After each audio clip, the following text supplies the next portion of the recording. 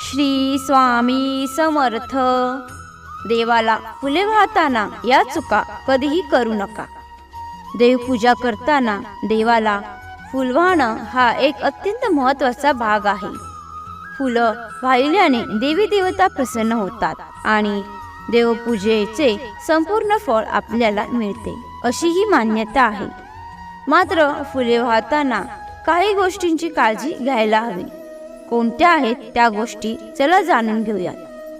देवी देवतांना फुले व्हावी, मात्र कळ्यात चुकूनही वाहू नयेत. मातीत पडलेली किंवा खराब झालेली फुलंही देवांना चुकूनही वाहू नयेत. सुकलेली, आधीच वास घेतलेले, कीड लागलेली फुलं सुद्धा अपवित्र मानली जातात. एखाद्याच्या दारासमोरून आणलेली किंवा चोरून आणलेली फुलं सुद्धा किंवा शिळी झालेली फुलं सुद्धा देवतांना वाहू नयेत.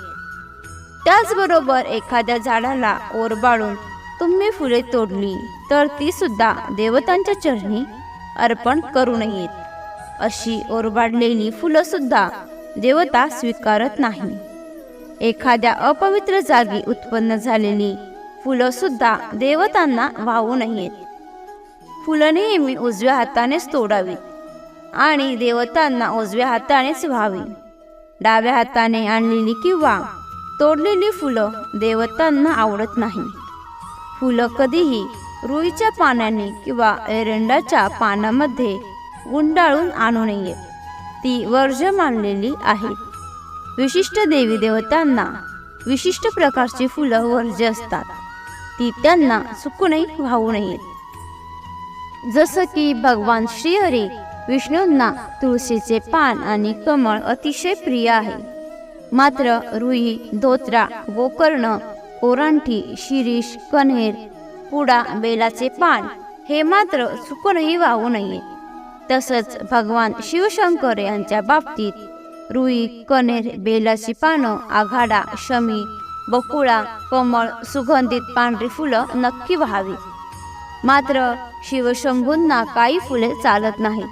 जसं की पळसाचे फूल, कुंदन, मालती, बांध, मका, प्रसंगी तांबडी कण्हेर, लाल जास्वंद, गुलाब, केवडा ही फुलं शिवशंभूंना अर्पण करू नयेत. जी कुंद पुष्प असतात ती शिवशंभूंना फक्त माघ महिन्यात वाहिली जातात.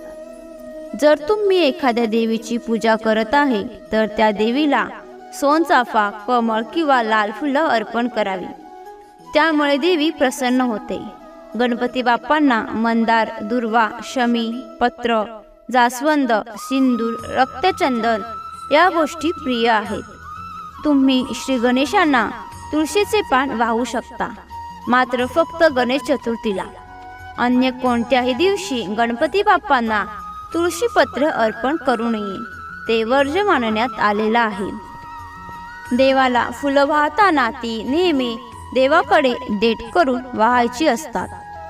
जर तुम्ही बेलाचं पान वाहत असाल तर ते बेलाचे पान पालथं घालावं.